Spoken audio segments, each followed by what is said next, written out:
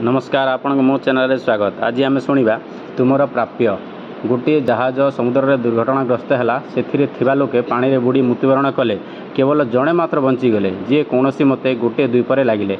साष्टम होगापर से कृतज्ञता जन भगवान को धन्यवाद देले। तापर से द्वीपरू समुद्र को चाह बसिले काले क्यों जहाज से बाटरे गला बेले तांकु उद्धार करिवो। किंतु दिन पर दिन बीतीगला से बोली है ना। से पुणी घोर विषन्न हो गले। भगवान इच्छा नहीं मन में सन्देह आसला। किसी दिन पर गोटे खाली डंगा भासी आसी कूलरे लगिला। पुणी से भगवान को कृतज्ञता जनाई आहुलाटीए तैयारी करी समुद्र में डंगा मेलीदेले। पुणी उत्साह फेरी आसला। किंतु किछि समय पर मझी दरिया रे पुणी तांको साहस हजिगला।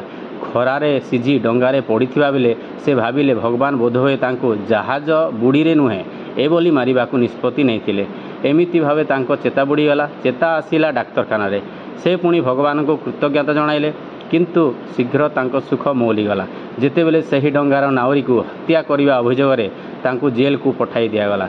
कारागार रे अनेक वर्ष काटिला परे जेतेबेले मुक्तिर कौनसी आशा नथिला सेतिकी बेले अगत्या तांको खलास कर दिगला।